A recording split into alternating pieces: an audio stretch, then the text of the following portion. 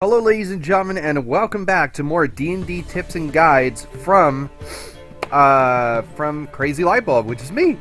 Anyways, I'm going to go over today a brief summary and in my interpretation of adventuring. Adventuring is a lot to deal with role-playing. Now, depending on your movement, which if your movement is 30, you actually move at a good pace. If your movement is 25, you actually move at a lot slower pace. So when it comes through adventuring and when it comes through moving your speed and moving inside a game through terrain such as moving through a forest, mountains, movement and time is a big thing. Because if you need to get to a certain destination by a certain time limit, you have to calculate the movement and how much time it's going to take. So to move 3 miles within, let's say, an hour, and you only have 30 feet of movement, you might have to run a little bit to get to that end point. If you have a faster movement such as 40 or 50, then you could go at a regular traveling pace without worrying about anything. But movement is all dependent on what your race can do. And your speed, you get every round, which usually is in combat, which I'll go over later. You have your speed, which you have gotten from your race. So, most of it is 30. Some of them are 25 if you're a smaller creature or a dwarf. And some you get lucky. If you're very agile, you get a 35, or you get an ability that doubles your speed. But anyways, movement is very important. It's also based on the DM, how he's going to work in time, traveling pace, and other stuff. Now, marching order is always the best thing you can do. Now, when you're doing marching order, when they say, okay, when your DM asks you, hey, what's the marching order? You go, well, we're gonna put the tank up front, and then we're gonna leave the healer in the middle, and we're gonna put the mage in the back. That is considered your ranks. You have different types of ranks that you're going to be putting in adventuring so that you guys can be able to survive. Now, if you guys want to, you can also do, hey, we're going to put the rogue up front because he's going to search for traps. Then we're going to put the fighter, and then we're going to put the paladin in the back. You know, it's like, it all depends. Now, when it comes to marching order and traveling pace, stealth is a big thing, especially when you know you're in enemy territory. Stealth is required so that you can sneaky get by other creatures without causing an encounter. Now, being stealthy slows your pace, and it usually takes half your movement to move stealthily. Usually if you're a rogue and you've had a background in this, usually I kind of let that slide because they're usually a rogue, you know, but it's technically half your speed. What I like to do as a group thing for stealth-wise, unless someone rolls a natural 1 or rolls a 1 out of 5, if everybody rolls like above a 10 on their roll, what I'll do is I'll take the average of the group, and that's their stealth roll together. So, I like doing that because it's a little bit more fair, and that's my personal opinion. I don't know about anybody else's, but it's fun that way. Also, your passive perception is... Now, there's a difference between perception and passive perception. Your passive perception is basically when you're wandering around and you see something in the corner of your eye, and you notice something, or you hear something in the back of your mind, like a voice or a whisper, and nobody else heard it, that's because your passive perception is higher. You're more actively perceiving things than other people. Now, perception, when you're looking for something, that's because you're actively looking for something. So you're going to be wanting to go and, okay, I can't see this character. Where is he? Roll for perception. Okay, that means you're actually looking for him. So there's a difference between passive perception and regular perception.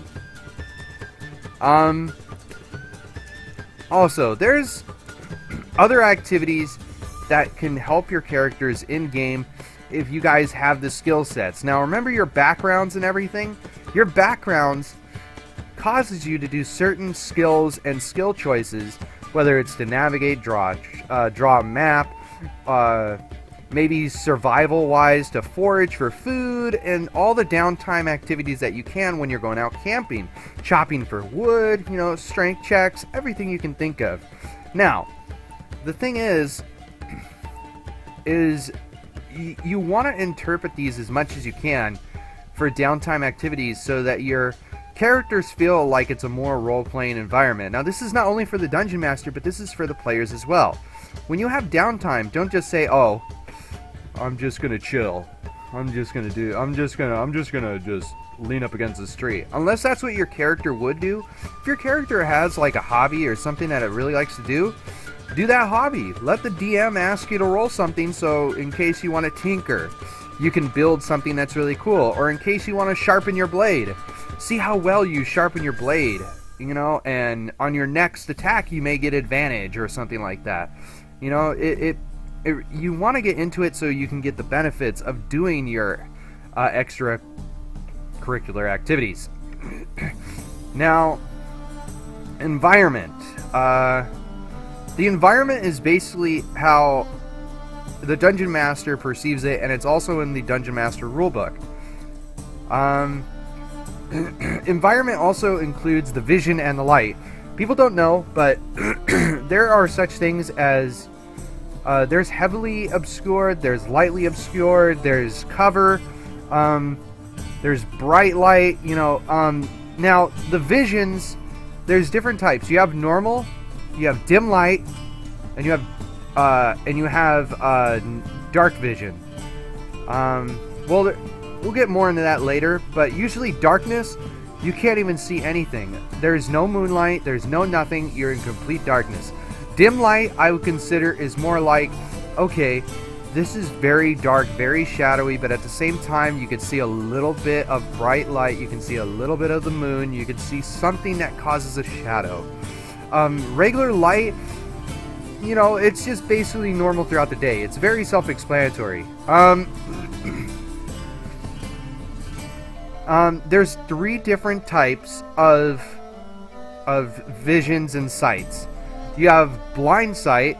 Blind sight means that you perceive stuff around you using your senses, using all your other senses, such as your ears, such as your smell, you know, stuff like that. You don't rely on sight.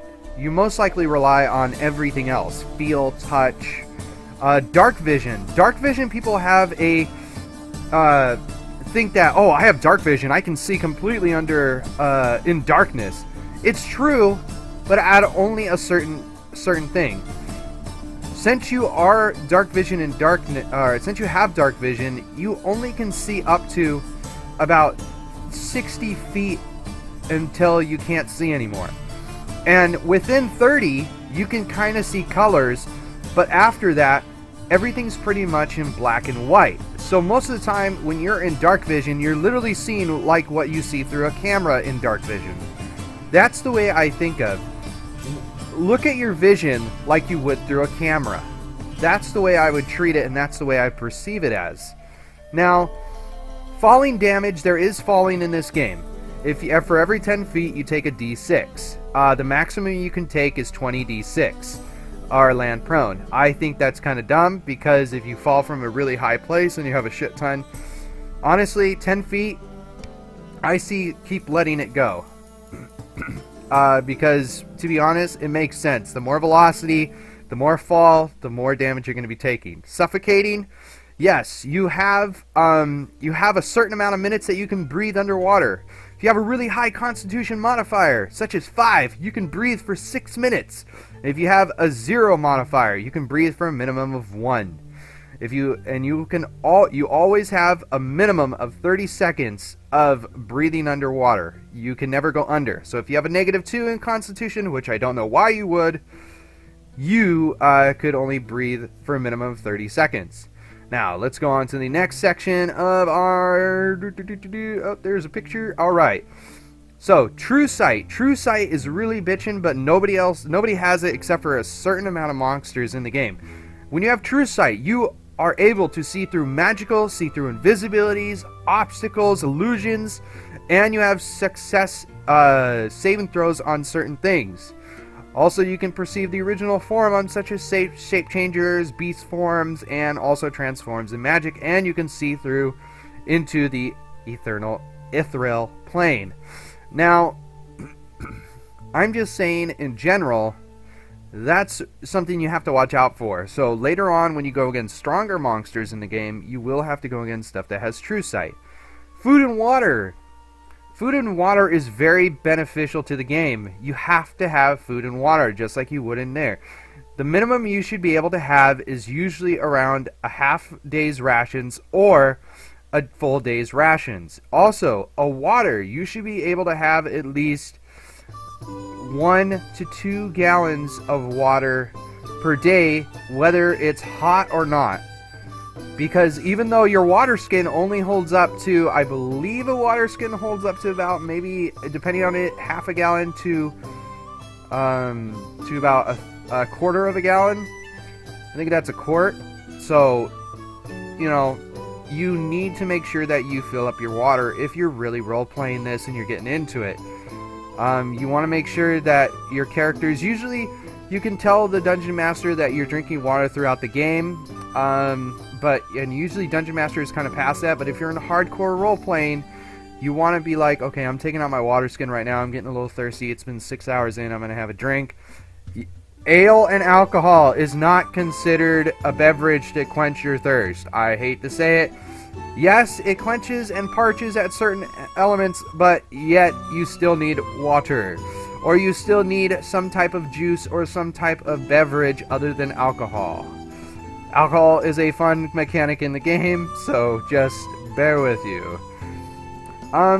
Social interactive to non-player characters. Your non-player characters, your NPCs, such as, you know, like on World of Warcraft, you have all these NPCs that talk to you and tell you their stories or tell you what they want done. You know, your characters can interact with those. Those players can interact with those characters, and they should be able to find out information, whether they can have a relationship with that NPC or whether it can go on from there. Now, speaking of social interaction when it comes to non-player characters, but player-to-player characters and player-to-non-player characters, not everyone is going to be up to par with this role-playing. Role-playing is very hard to get into because role-playing is something where it gets you out of your element. If you've done drama classes and acting classes and stuff like that, it is really, really easy for you to get into this. But if you have never done Dungeons & Dragons, don't feel discouraged. Dungeons & Dragons takes time and takes a little bit at a time of you getting into it.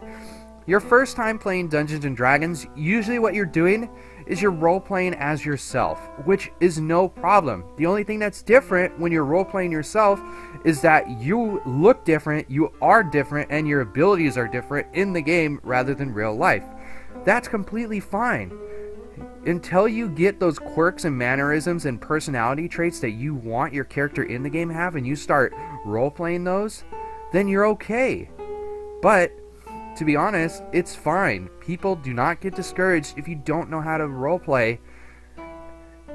Go at your own pace. Enjoy the game, enjoy the story, and enjoy yourself.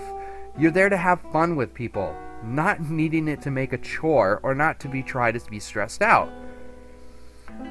Now, a lot of dungeon masters and everything, such as Chris Perkins and, you have to be very descriptive. As a dungeon master, you have to be very descriptive on where you're at, who's talking, and communicating with your players and see what they're doing and what's going on.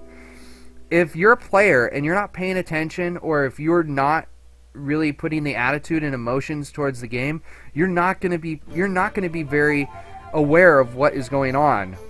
And you're not going to be able to perceive in your mind what is going to be going on. So honestly, the best thing I can say is pay attention and focus on the story. And if you don't understand something, ask the dungeon master. Be like, hey, okay, so we're here. Can you describe it for me a little bit more? Because I'm having a hard time picturing this. You know, or, hey, this character said this. What exactly does he mean? You know, it's like you gotta ask questions when you're approaching role-playing and when you're going through descriptions. Now, ability checks. There are certain things called ability checks in the game. Ability checks can go from a number of different things. Ability checks are included as strength checks and all your skill checks. Saving throws are completely different. Attack rolls are completely different, and so on. So, your DM will ask you whether to make a certain check. If you do not have that skill, then it's just a base check. So, I would like you to make a survival check. Well, I don't have survival. Well, just make a base wisdom check and see if you can figure it out. Or, if it's something incredibly hard to figure out, then you would usually give what is called disadvantage. I will go over that later when I talk about how different sorts of attributes and checks work. Resting. Resting in the game, there's two types of resting. There's a long rest, and there's a short rest. A short rest lasts from 45 minutes to an hour long. And you'll be able to use what is called hit dice, which, depending on your level, is how many hit dice you get. You can use yourself to heal. You can also do that downtime to eat, drink, maybe do some light reading, or whatever you really need to do, or spend some time looking at magical items, or even trying to talk throughout your group and try to figure out what is going on. Those hit dice, when you roll for hit dice, basically, let's say you're at 50%, you're 50% down on your health. So you want to roll a couple of hit dice to heal your character. So what you do is you roll a hit die. Let's say you want to roll 2 hit die. 1 hit die, and then you plus your constitution modifier to that first hit die. That's how much you heal back for that hit die. The next one, you do that again. You roll another hit die, and you plus another constitution modifier to the second one. That's your total hit points that you gain, depending on how many hit dice you do. Now, upon finishing a long rest, your hit dice actually comes back.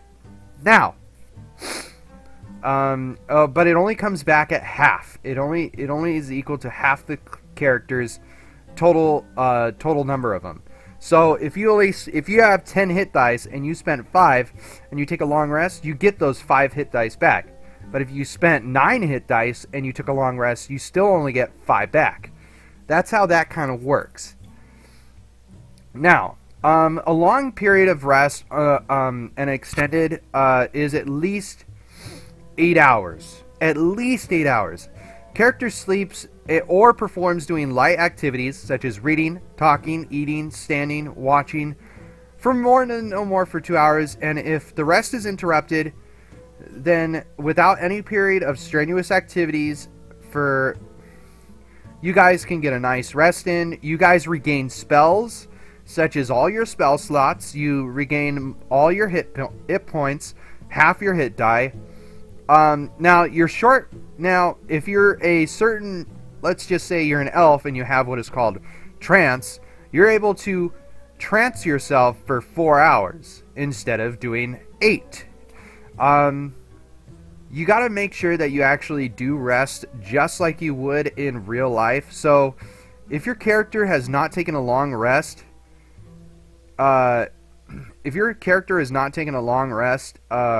in a game in a 24-hour period, the character usually what I would do is I would say the character has to make a constitution check, and if that character fails that constitution check, and the DC goes up every time, the character will get a point of fatigue. Fatigue I will go over later on, but usually what it does is the first level gives you disadvantage to all ability checks. And then so on and so on. But I'll go over that a little later. So between adventures, there is certain things such as lifestyle expenses, downtime activities such as your professions, what you're doing, your tools, your crafting, recuperating time, training, such as if you're doing push-ups and everything. There's a number of things that you can do with downtime activity. You don't always need to go on an adventure in a game. You can gain political access, or you can gain more political gain through talking to certain people in a town. You can do so many different types of things. Don't limit yourself. You do what you want to do in the game. You'd be like, oh, we're not doing anything, Dungeon Master? Okay, well, you know what? I'm going to start making some armor.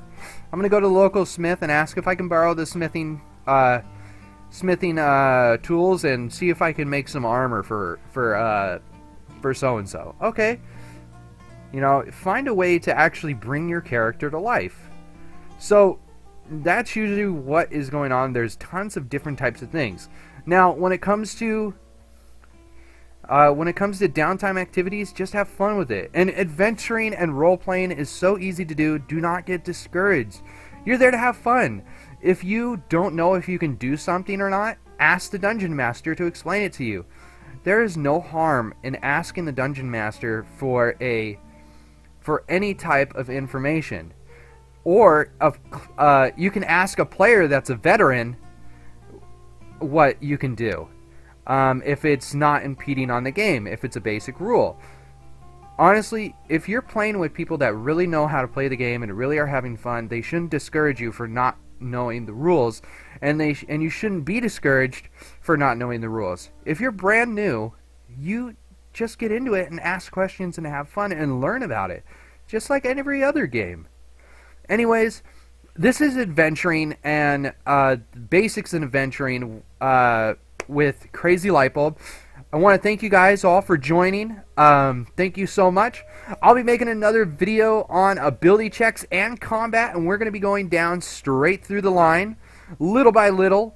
And I will also be doing a multi-class segment on how to multi-class and what are some cut ways to do certain things on multi-classing. Anyways, thank you guys so much for watching my videos. Please like and subscribe on the bottom corner, and I will see you in the next video. So long.